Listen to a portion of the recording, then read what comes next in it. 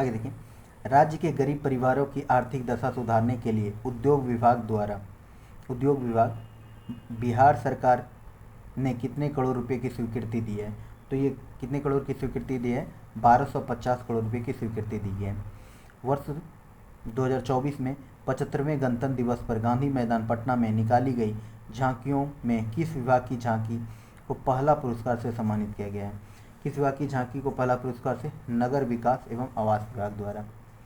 आगे देखिए, केंद्रीय गृह मंत्रालय ने 75वें गणतंत्र दिवस के अवसर पर बिहार पुलिस के कुल कितने पदाधिकारियों और कर्मियों को पदक से सम्मानित किया गया है? तो ये जो पदक से सम्मानित किया गया है वो 25 अधिकारियों को। आगे देखिए, 9 जनवरी 2024 को बिहार के किस जिले की नसरीन शेख को राष्ट्रपति द्रौपदी मुर्मू ने अर्जुन पुरस्कार से सम्मानित किया गया है? अर्जुन पुरस्कार से सम्मानित करें तो ये किस जिले की हैं? तो ये बिहार के अररिया जिले की हैं। बिहार के किस बालक या बालिका को प्रधानमंत्री राष्ट्रीय बाल पुरस्कार से 2024 से सम्मानित किया गया है? तो ये जो है आपका मोहम्मद हुसैन को सम्मानित किया गया है। आगे देखिए, बिहार के किस स्टार्टअप को बिहार का best startup of the year का पुरस्कार से सम्मानित किया गया है? तो ये जो पुरस्कार दिया गया है मेडिवाइजर प्राइवेट लिमिटेड, तो ऑप्शन नंबर सी।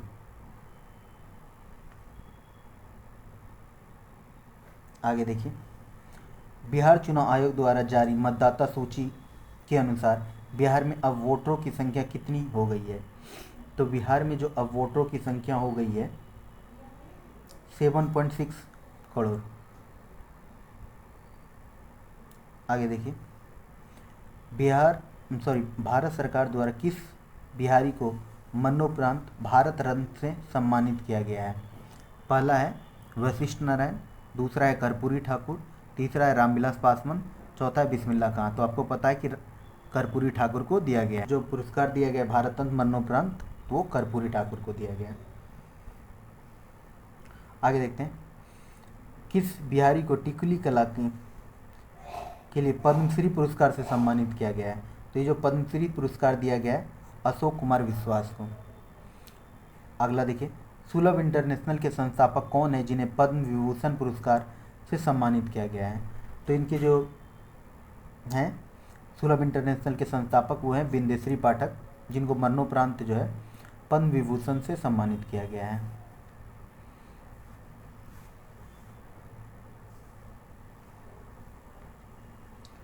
अट्ठाईस जनवरी 2024 को नीतीश कुमार ने कौन सी बार बिहार के मुख्यमंत्री पद की शपथ ली है?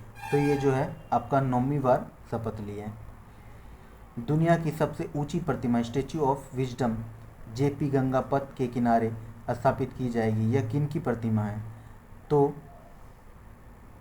जेपी गंगा पथ के किनारे तो ये है राजेंद्र प्रसाद की। तो ये क्वेश्चन आपके लिए क्या है, बहुत इंपॉर्टेंट है।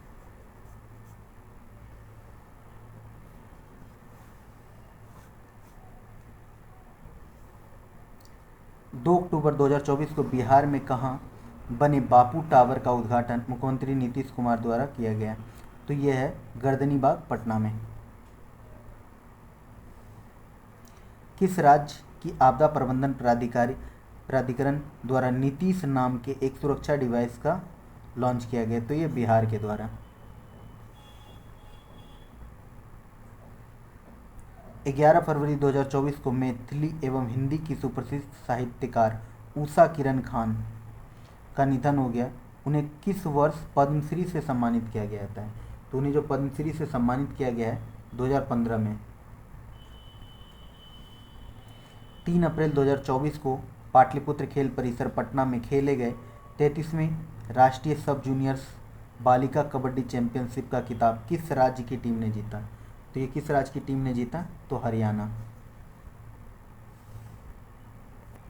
आगे देखिए, 1 फरवरी 2024 को पेश अंतरिम बजट में बिहार के रेलवे विस्तारीकरण के लिए कितनी राशि का आवंटन किया गया? तो ये जो राशि का आवंटन किया गया है 10,754 करोड़ रुपया। आगे देखिए, तमिलनाडु में आयोजित खेलो इंडिया यूथ गेम्स में बिहार 5 पदक जीतकर कौन सा स्थान रहा? तो बिहार जो 5 पदक जीतकर आपका 21वां स्थान पे रहा। हाल ही में 5 फरवरी 2024 को बिहार सरकार की लघु उद्यमी योजना का शुभारंभ किनके द्वारा किया गया है? तो ये जो शुभारंभ किया गया है वो नीतीश कुमार के द्वारा किया गया है। 30 मार्च 2024 को राष्ट्रपति भवन में भारत रत्न सम्मान समारोह आयोजित किया गया। बताएं कि बिहार के किस महान हस्ती को मरणोपरांत भारत रत्न से दिया गया है? तो ये है आपके कर्पूरी ठाकुर।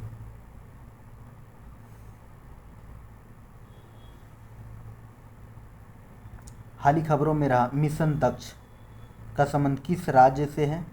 जो शिक्षा विभाग द्वारा पढ़ाई में कमज़ोर बच्चों की शिक्षा के सुधार के लिए एक योजना। तो ये मिशन दक्ष जो है बिहार सरकार के द्वारा चालू किया गया है। आगे देखिए, 30वां राष्ट्रीय राज्य निर्वाचन आयुक्त सम्मेलन 15 से 17 मार्च 2024 तक निम्नलिखित में कहाँ आयोजित किया गया है? तो ये जो आयोजित किया गया है आपका बोधगया में।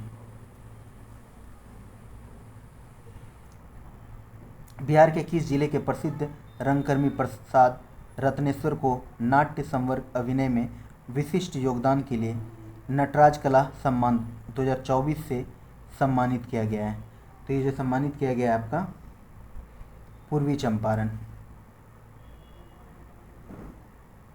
बिहार के नागी और नकटी पक्षी अभ्यारण्य को रामसर स्थलों की सूची में शामिल करने के बाद बिहार में अब रामसर स्थलों की संख्या कितनी हो गई है? तो बिहार में अब जो रामसर स्थल की संख्या हो गई है वो है आपका 3। पहला कौन सा हो गया? कांवर झील, बेगूसराय का कांवर झील। दूसरा हो गया नागी और तीसरा हो गया नकटी। ये जो नागी नकटी है 81वां और 82वां रामसर साइट है। आगे देखिए, 3 से 4 जुलाई 2024 तक पुणे महाराष्ट्र में आयोजित सीनियर राष्ट्रीय रग्बी महिला प्रतियोगिता 24-25 में बिहार की महिला टीम ने कौन सा पदक हासिल किया? तो ये पदक हासिल किया है वो है रजत पदक हासिल किया है। मिथिला मखाना को कब जीआई टैग दिया गया था? मिथिला मखाना को कब जीआई टैग दिया गया? तो ये जो जीआई टैग दिया गया था 20 अगस्त 2022 को दिया गया था। आगे देखते हैं, 19 अप्रैल से 1 जून 2024 तक 7 चरणों में आयोजित 18वीं लोकसभा चुनाव में बिहार में किस राजनीतिक दल का जीत प्रतिशत 100 रहा है? तो है लोजपा आर। ये रामविलास पासवान की पार्टी, ठीक है। लोजपा आर से हो गया रामविलास।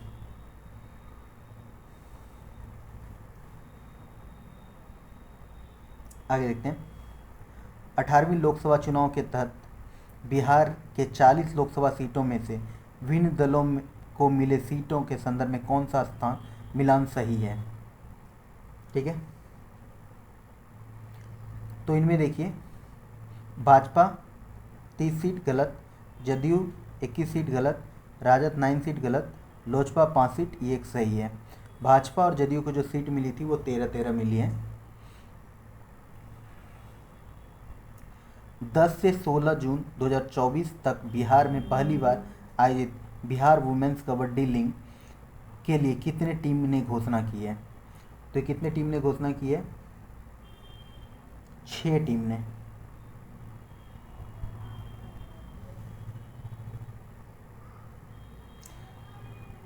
कर्पूरी ठाकुर की ओर से राष्ट्रपति से भारत रत्न पुरस्कार किसने प्राप्त किया? तो ये जो भारत रत्न पुरस्कार प्राप्त किया है आपका रामनाथ ठाकुर ने। आगे देखिए, वर्ल्ड इकोनॉमिक्स फोरम में 2024 यंग ग्लोबल लीडर सम्मान हासिल करने वाला बिहार के पहले भारत के सबसे युवा व्यक्ति कौन रहे? तो ये जो है शरद विवेक सागर। आगे देखिए, केसरिया स्तूप बिहार के किस जिले में स्थित है?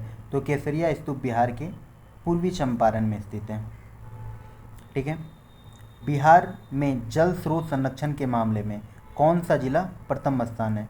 तो बिहार में जल स्रोत संरक्षण के मामले में जो है आपका बक्सर जिला प्रथम स्थान पे है।